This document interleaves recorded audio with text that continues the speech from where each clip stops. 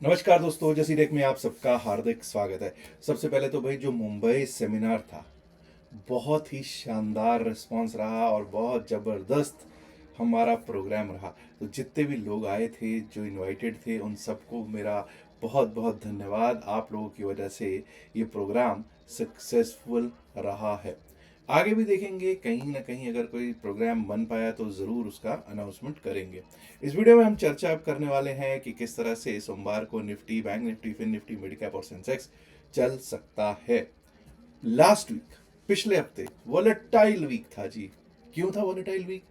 सबसे पहले तो बजट, यूनियन बजट का एक मसला था, जहां पर आपको पता है कि कहां से कहां पर हम आके रुके। और उसके बाद ट्रंप साहब ने अनाउंसमेंट कर दी यूएस इंडिया डील की। यूएस इंडिया डील जब होनी है तो आपको पता है कि अगर हुई तो उसके बाद बड़ा गैप अप हुआ, और बड़े गैप अप पे हम लगता है ऑलमोस्ट ऑल टाइम हाई के आसपास ही ओपन हो रहे थे। 26,340 उस दिन लगा, यानी लास्ट वीक जो है 26,340, 26,340 लगा है अप साइड में। और डाउन साइड में भी लगभग लगभग 24,565, 24,560, 565 के करीब का एक लेवल लगा है। तो it's a very very vast range, it's a very very volatile week last week. और यही नहीं, लास्ट वीक हमने बैंक निफ्टी, फिन निफ्टी में ऑल टाइम हाइज, नए ऑल टाइम हाइज लगते हुए देखे हैं। तो अब जरा एक बार को देखते हैं कि किस तरह से मार्केट चल सकती है, और एफआईआईज क्या अब बाइंग में आने लग गए हैं या नहीं, उस पर भी चर्चा करेंगे। लेकिन सबसे पहले ये मैंने निफ्टी 50 का चार्ट आपके सामने रखा है। निफ्टी 50 के चार्ट पे आप क्या देख पा रहे हो? आप देख पा रहे हो एक बहुत बड़ी सी कैंडल। ये देखिए साहब, लास्ट वीक, ये वीकली चार्ट है, वन डे नहीं है, वन वीक चार्ट है। और वीकली चार्ट पे आप इतना बड़ा कैंडल देख पा रहे हो। ग्रीन कैंडल है, ठीक है, लेकिन आपको ये समझ जाना चाहिए कि कितना ज्यादा वॉलेटाइल रहा है ये पिछला हफ्ता। अब एफआईआई और डीआईआई पर चलते हैं। क्या विदेशी संस्थागत निवेशकों ने अब बाइंग पर जोर दे दिया है? जी हाँ, शुक्रवार को भी 1950.77 करोड़, 1950.77 करोड़ के कैश में नेट बाय में बैठे हुए दिखाई दे रहे हैं F I eyes oblique F P eyes, foreign institutional investors. और डीआईआईज, घरेलू संस्थागत निवेशक क्या करके गए हैं जी? घरेलू संस्थागत निवेशक 1265 करोड़ के नेट सेल में बैठे हुए दिखाई पड़ रहे हैं। मोटा मोटा अगर बात करूं तो शुक्रवार को मार्केट में कैश आया ही दिखाई पड़ता है। अगर हम बात कर लेते हैं कि किस तरह से एफआईआई का डेरिवेटिव स्टैटिस्टिक्स स्थित है, तो आपको यहां पर देखकर हैरानी होगी कि भला ही कैश में एफआईआई बाइंग करके गए हैं, लेकिन फ्यूचर्स में, बैंक निफ्टी के फ्यूचर्स में एफआईआई ने किया है सेल। 3,695 कॉन्ट्रैक्ट सेल किए हैं, उसके बनस्पत 2,104 कॉन्ट्रैक्ट ही बाय कर रखे हैं। तो यानी बैंक निफ्टी में सेल किया है, फिन निफ्टी फ्यूचर्स में कुछ बाइंग की है, मिड कैप निफ्टी फ्यूचर्स में भर भर के सेल किया है जी। और उन्होंने निफ्टी फ्यूचर्स में भी बेचा ही है, निफ्टी 50 के फ्यूचर्स में भी वो बेच के ही गए हैं।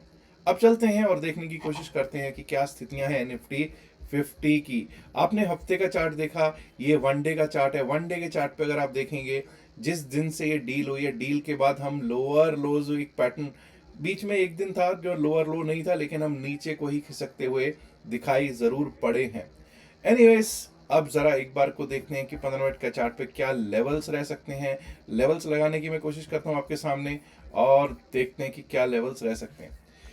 25,703, 25,703 ये शुक्रवार का हाई था। जब तक हम इसके ऊपर टिकेंगे नहीं, चलेंगे नहीं, अपसाइड के बारे में सोचेंगे नहीं। 25,703 के ऊपर 25,745, दैट इज 25,745 आ सकता है।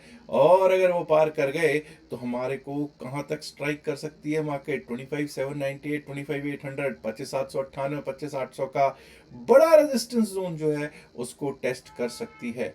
उसके ऊपर एक बार को 25,849, 850, 25,850 का लेवल भी दिख जाए तो कोई बड़ी बात नहीं होगा। अब हमने 25,693, 25,693 पर क्लोजिंग की। 25,600 बहुत अच्छा सपोर्ट दिखाई ही पड़ रहा है, मैंने बोला दिखाई पड़ रहा है। 25,596 अगर टूटता है, 25,596 अगर टूटा तो वहां से 25,543 का एक लेवल दिख सकता है, 25,543 का लेवल।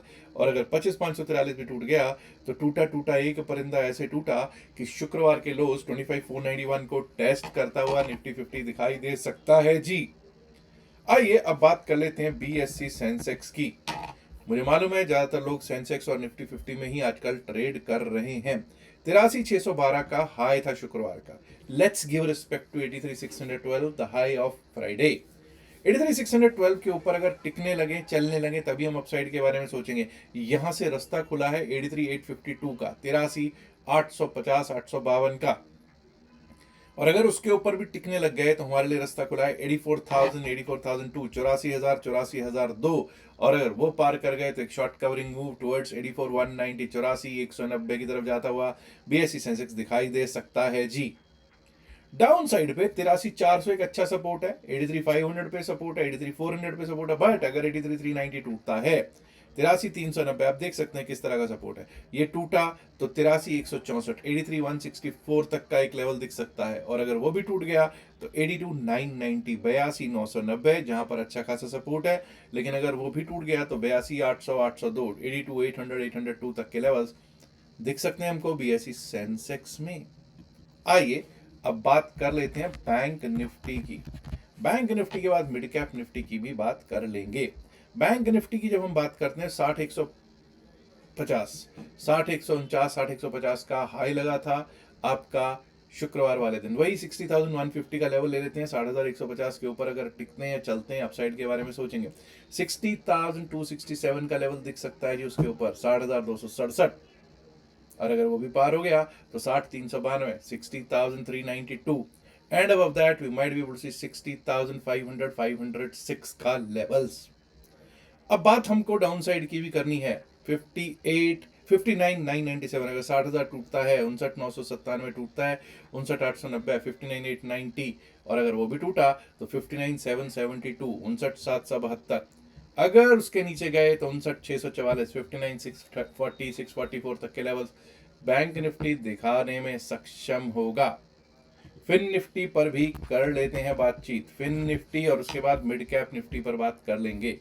फिन निफ्टी की जब हम बात करते हैं 27,822 का हाई लगा था जी।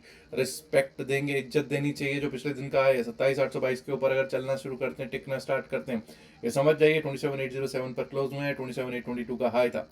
27,822 के ऊपर टिकना स्टार्ट किया तो 27,877 27,877 27,877 के ऊपर निकले तो 27,940 27,940 and above that we might be able to see 27,999 28,000 27,999 28,000 का लेवल टूटता हुआ दिख सकता है जी। वहीं 27,700 बहुत अच्छा सपोर्ट दिख रहा है। लेकिन अगर 27,694 27,693 694 टूट गया, उसके नीचे 27,638 27,638 का लेवल दिख सकता है। Below that we might be able to see 27,578 27,578। और अगर टूटा तो टूटा टूटा 27,530 जो पिछले दिन का लो है 27,531 वहां तक का निफ्टी फिन सर्विस दिखा सकता है रास्ता खुलता हुआ। निफ्टी मिड सेलेक्ट पर भी कर लेते हैं बातचीत। मिड कैप निफ्टी 13,670 का हाई है तो 13,670 को हम इज्जत देंगे, रिस्पेक्ट देंगे। 13,670 के ऊपर टिकने लगे, सस्टेन करने लगे, तभी अपसाइड के बारे में सोचेंगे। 13,713 13,713 का लेवल आ सकता है। और अगर वो भी पार हुआ तो 13,753 13,753 का लेवल दिख सकता है जी। डाउन साइड पे 13,593 अगर टूटता है, 13,600 टूटा, 13,593 टूटा, बेसिकली 13,593 का लेवल है। टूटा तो 13,554 13,554 का लेवल दिख सकता है। और अगर वो भी टूट गया तो 13,500 13,488 13,500 to 13,488 13,488 was the low of Friday. 13,488 तक से 13,500 का लेवल निफ्टी मिड कैप दिखा सकता है, दिखाने में सक्षम है जी। अब दोस्तों आपको मालूम है कि एसबीआई ने अपने नतीजे घोषित किए हैं Q3 2026 के। आइए देखने की कोशिश करते हैं कि क्या कहते हैं Q3 2026 के एसबीआई के नतीजे। मैंने उसके लिए मदद ली है मिंट की। जी हाँ, मिंट आपको मालूम है मैं इस प्लेटफॉर्म को यूज़ करता हूँ अक्सर, और ये मुझे भाता है। इसकी लैंग्वेज भी ईजी है, ठीक है, और ये क्या कहता है आइए देखने की कोशिश करते हैं।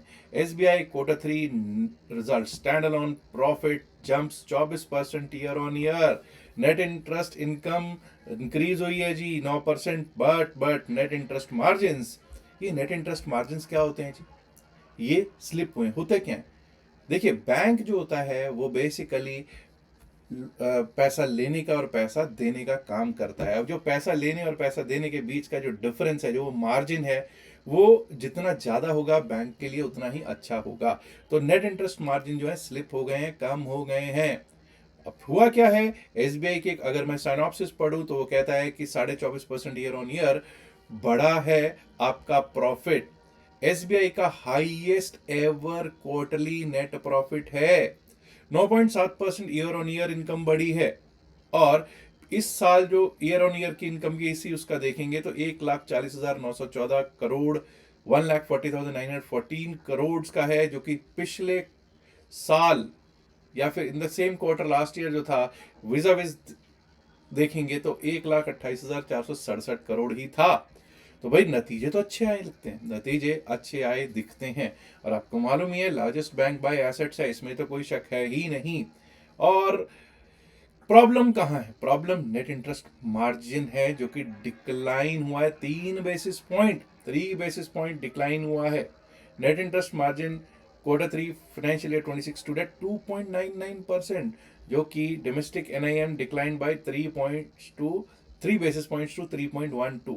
ये थोड़ा सा दिक्कत है, लेकिन इतने बड़े बैंक के लिए इतनी कोई बड़ी बात, सिचुएशन ऐसी खराब नहीं दिखाई पड़ रही है।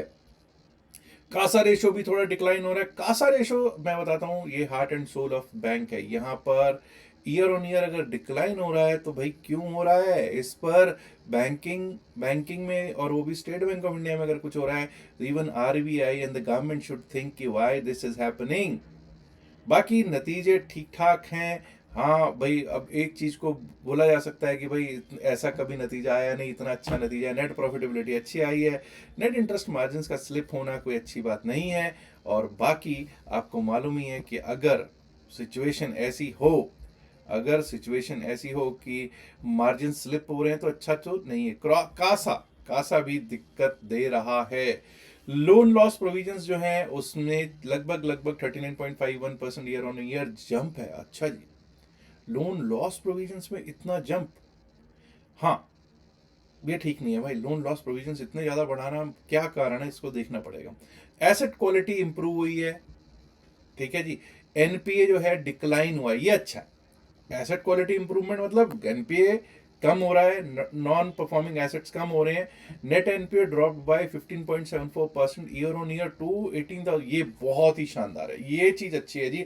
एसेट क्वालिटी की जो इंप्रूवमेंट है वो बहुत जबरदस्त है। That is one good sign for this bank. अब मैं ये नहीं कहूंगा कि भाई इस पे क्या रिएक्शन देगी मार्केट, वो तो हमको सोमवार को पता चल ही जाएगा। बिकॉज हो क्या रहा है, अच्छे नतीजों पर भी आपको पता है मार्केट में मार पड़ जाती है, बुरे नतीजों पर मार्केट में कोई शेयर उछल जाता है। खैर मेरा कोई पर्पस ये नहीं है किस स्टॉक पे कोई वो कमेंट करने का यहाँ नहीं है।